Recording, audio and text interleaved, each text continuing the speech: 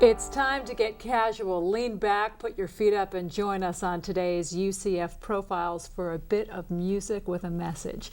Join me in welcoming Dan Gribbin, who is a UCF professor, a troubadour, an activist. Shall I go on? A husband? No, good to be here. I'd probably take the whole half hour if I kept going. Well, I'm an English teacher too. I know, and you know what? It's funny that you said that because I knew of you as a musician. I wanted to talk about your music, and when I was trying to find information on your background, and I saw composition, I couldn't find you in the music department.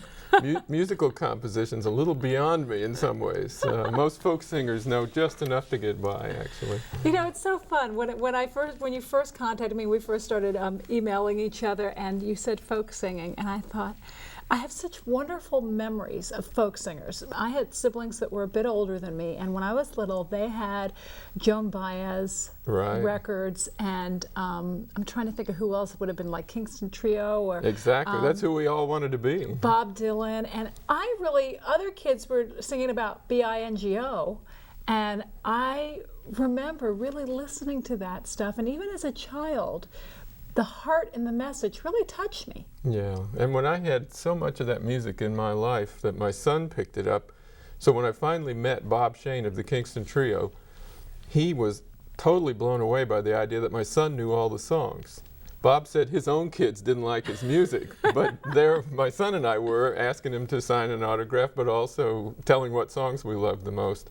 And so now I actually sing in a trio where we do some of those Kingston Trio songs. Do you really? Yeah. So did you always have an interest in folk music as well? From the time we were in high school, the girls liked the folk musicians. You know, if you had a guitar in front of you, that was a good thing. So, but it went a little deeper than that. Chicks too. dig guitars. Yeah. Which is why my children suddenly want them now that they're getting older. But it's true, but it's in your soul. It's there, and it doesn't leave, does it? Right, and it's a community kind of thing too. We had a community center at the small college where I taught in Virginia, and we had folk nights. There was bluegrass on Saturday nights, but there were folk nights as well, and people supported it so well. But I had to leave my music for about 10 years. My career teaching at a small college just became too much for me as far as trying to keep up with the music. And then they had programming money. They wanted me to entertain the parents when the kids came up in the summer to register, and they said they gave me $75 to do this. Well, if you're getting $75, you're professional. So I played every single day, practiced, and then a little light bulb went off in my head and said, I wonder where you would go if you did this every day. Right, and you actually it became a discipline more than a hobby. Yeah, and part of that was that when I was in college at Tulane, a fellow who is now the best blues singer and guitarist in the country, Chris Smither, was there. In fact, we spent the night of Hurricane Betsy at Smither's house. Now, I was just a wannabe at that time. Smither was already good, and now he's great. And Smither came back into my life kind of accidentally. I taped a program, Mountain Stage, and Smither did 5 songs, but I didn't know it was him. So I'm listening to this music and thinking, I would sell my soul to the devil 10 times over if I could play like that. And it was Smither. I sent away for his educational video, his instructional video. And my wife still laughs about my early efforts to try to play those songs. But so it took a little less than selling your soul. It just took some a whole lot of work. A whole lot of work. You talk about how you left music for many years, and I said to you, I feel right now with the way my life is that my guitar it's getting dust, and my 12-year-old is trying to learn how to play it and banged it into the wall. But that might bring you back into it too. It might bring me back, yeah. But it doesn't go away. It just kind of goes to sleep at times. Yeah. Now, you were saying what drove you kind of back into this whole realm and really got you into the folk singing. You had a job that you were not that happy with. Right. And it drove you to the lake? The price of getting back to Florida was to retire from the job in Virginia and to find some way of making money when I got down here. And so I taught high school for a year, 9th and 10th graders. I got up at 5 in the morning to go to that job, and the only advantage was I got home at 3. So I had some time to myself. I was always the kind of guy who liked to go down to the pond or the drainage ditch and look and see what was there. Snakes and pollywogs and things. I could just study them for an hour at a time. So I would go down to the little lake in the subdivision where we were there, and I was living alone because my wife had to stay up in Virginia and finish a year up there and sell the house and that sort of thing. And so I started writing these songs about the birds. It turned out that just as I like to hang around the lake, so did the birds, maybe for a different reason, because that's where they got their food. But I was on a first-name basis with blue heron and a water turkey and just a whole lot of very interesting birds, and the ibis, who were my favorites. Will you play the ibis for us? I'd be happy to. Okay, we'll take a moment and walk over to the other set, and here's Dan Gribbin playing the ibis.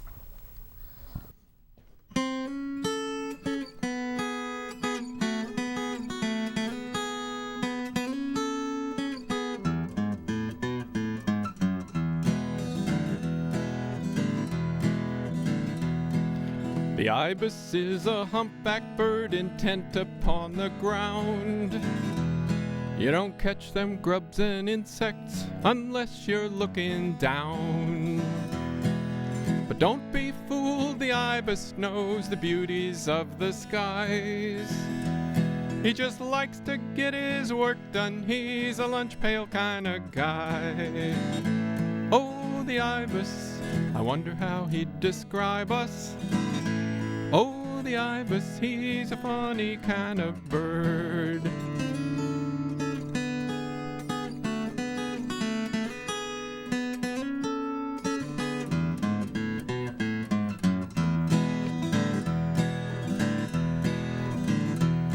Now if you see an ibis, he'll be grubbing with some others, gregariously flanking him, some sisters and some brothers.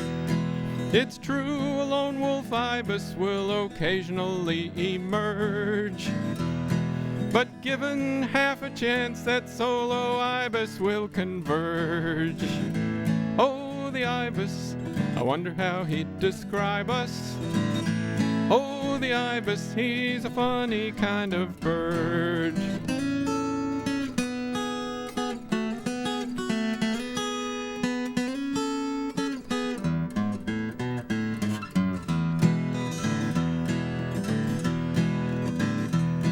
The ibis is a mid-sized bird, quite smaller than a heron. But don't hint he doesn't measure up, insults he will not bear 'em. He walks with funny halting gait, not unlike an Egyptian. His beak's curved like a boomerang, but I wouldn't try to pitch him. Oh, the ibis, wonder how he'd describe us. Oh, the ibis, he's a funny kind of bird. In color, ibis come in white unless they're immature ones, in which case look for dusky gray. Oh, there are some more obscure ones. But what I'd recommend if you would like to know an ibis, just peck along the ground with him to overcome his shyness. Oh, the ibis, wonder how he'd describe us. Oh, the ibis, he's a funny kind of mid-size humpback, fascinating bird, the ibis. What's your favorite part of that song? Well, I did work in actual characteristics of ibis. You know, I mean, I like to entertain, but I also like to stick to what's in the bird book too. So I talk about the size of the ibis, the color of the ibis, and so on. But one of my sweet 9th graders, whenever he would come into class on Friday, I would have music minutes for the high school students. And so I would warm up, and I'd always play the ibis in my warm-ups, and he would sing it. Oh, really? Yeah, because we studied a story by Roald Dahl called The Scarlet Ibis, and he really caught on to that. So someday he'll come out and be at one of my concerts and remind me That would be great. Of those days. Yeah. Now let's talk about your political activism, and that's what a lot of folk music is. Probably most of it probably started out that way. Yeah. I guess you could kind of think or say you single-handedly stuck it to the developers during a music festival. Well, kinda, sorta, not really. It was. I got mad. I got mad when I read an article in the paper. It was about privatizing certain functions of the state parks, and so I don't usually do this. I'm not a political animal. I read the paper from page 1 right through the classifieds every day, but this got me.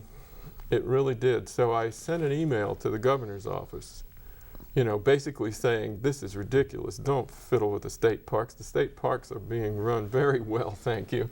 And I got an email back that just made me madder. And the person who sent me that email eventually became the head of the state parks. Oh, wow. Well, our paths crossed because I sat down and wrote a song in which I really lambasted the developers and the politicians who were trying to nibble away at the state parks through this privatization. And it turns out that when I performed it at the Florida Folk Festival, in my first time of being at the Florida Folk Festival, that gentleman who was the head of the state parks was in the audience. Some people told me that he was amused, but the next day somebody tapped me on the shoulder and said, don't play it. I tried to negotiate that, but ultimately, 2 minutes before I went on stage, on the main stage where they were going to be filming, the person who had recruited me to come to the Florida Folk Festival called him on his cell phone and said, you still saying he shouldn't play this song?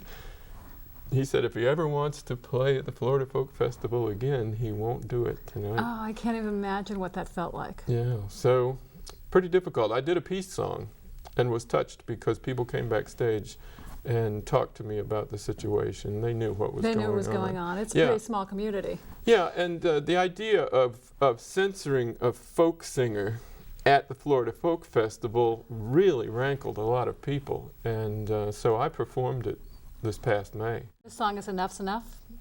Enough's Enough, yeah, that's a song about the developers. This isn't the one I sang at the Folk Festival, but Enough's Enough gives an idea of how you can imaginatively approach this. So in the song, the developers are Brahma bulls, which seems appropriate. They can push everybody else out of their way. It's like a bulldozer. So can I trouble you to play that? Okay, we'll do Enough's Enough. Okay, thank you. Dan Gribbin with Enough's Enough.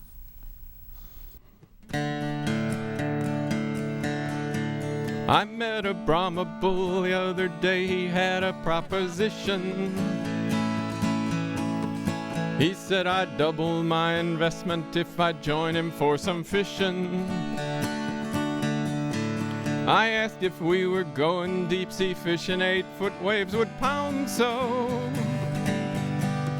He said, heck no, we're gonna hook 2 members of the county council. We're gonna drain some wetlands, build some condos up. We'll send those silly shorebirds to the landfill. We're gonna subdivide, we'll carve the county up. We'll fight those smart growth people to a bloody standstill. Well, I'm a bit naive. I asked, how can you be so sure that you will have the votes to work your will? He put a hoof upon my shoulder and he kindly pointed out that someone has to sign the checks for all that campaign swill. We'll build a shopping center, but we'll keep the lake.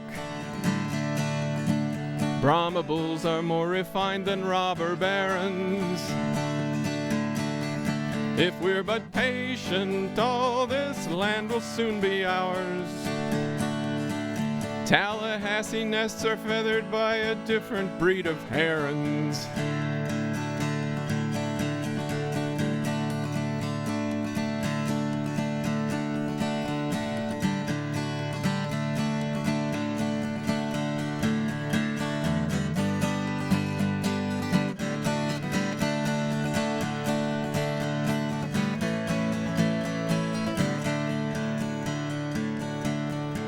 It wasn't long before this talk had made me totally depressed. Mother Nature's very life was sure at stake. And so I realized that someone has to wrangle with these bulls and strike a healthy blow for all egrets and the snakes. They can't pour concrete if we people stand our ground. There comes a point at which enough's enough. We've got to fight those bulls and match them pound for pound. We've got to show them that we're Panther proud. Show them that we're Panther proud. Show them that we're Panther proud and alligator tough.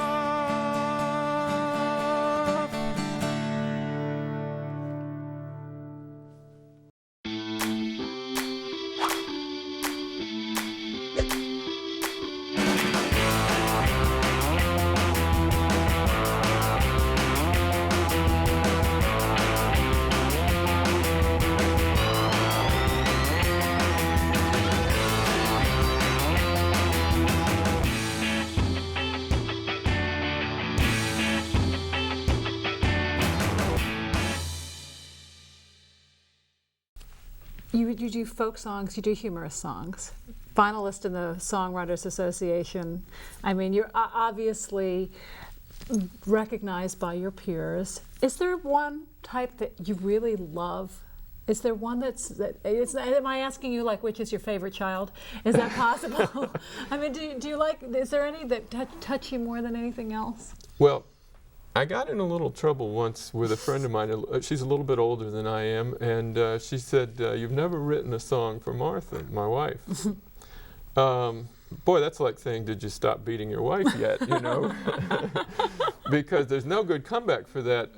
But I actually talked to Martha about it, you know, and I said, "I'd love to write you a song, but I'd like it to come from inside." And not yet, in order. Yeah, but. I pose challenges to myself all the time. If I hear somebody doing a particular kind of song, I say to myself, you know, what if I did that? What would it be like? It sort of put the seed in there. So my friend Norma did a good thing by mentioning it. I eventually did a song called Morning for Martha. It's a real serious sounding song, you know. This is a morning made for Martha. I can't perform that song because I cry fairly soon as I work my way into it, because it was about the year that we were apart when we were trying to get moved to Florida. But here's something that I think is interesting, that although Martha's a classical musician, she's a pianist and was raised on classical music, at a certain point she liked one of my songs well enough that she wanted to do a musical arrangement of it and accompany it. And so we've got the song Looked for You, which will be the feature song on a new CD. I've got Talking to the Birds was the first CD. This next CD will be called Looked for You because this song that she collaborated on with me came out so beautifully. So there's a sense in which that song, which talks about loss, as a matter of fact, is my favorite. Well, you can't get away with not playing it. I'll be very happy to. Thanks, Dan. Looked for You for Martha.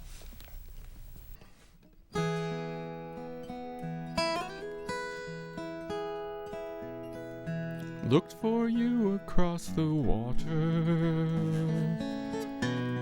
where the heron softly glides, landing there among the cattails, where he fished the other side. As I looked for you, I wondered how the heron mourns his mate. Does he see her in reflection as the ripples undulate? One day you said life is fragile. What we value sometimes breaks. Mother Nature never reckons what she gives and what she takes.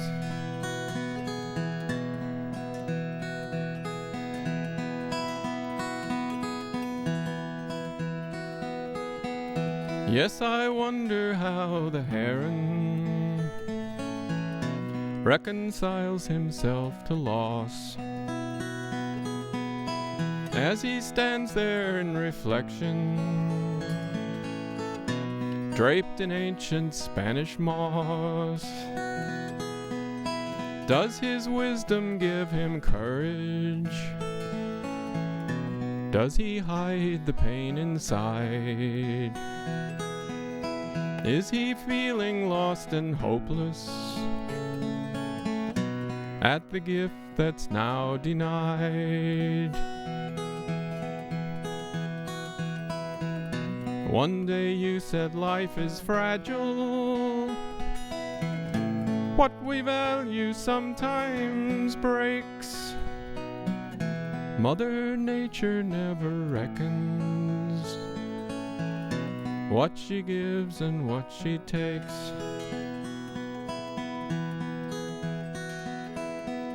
Looked for you tonight at evening, found you there among the stars, on this shoreline looking skyward.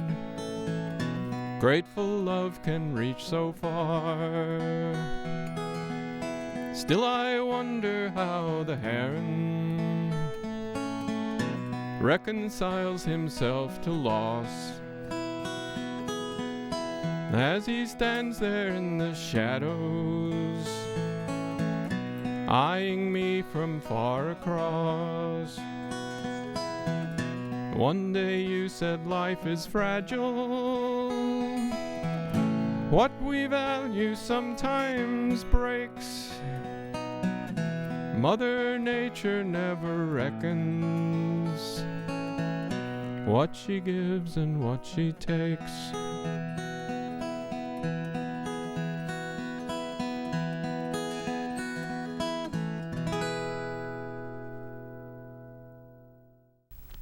So how long have you and Martha been together? 21 years. We knew each other for quite a long time. In fact, the first time we ever collaborated on anything, she was the part-time French teacher at Fairham College, where I was teaching English.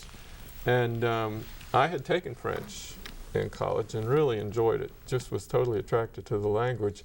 She asked me if I would help her make some tapes for her students, because in those days they didn't have a whole lot of that kind of thing.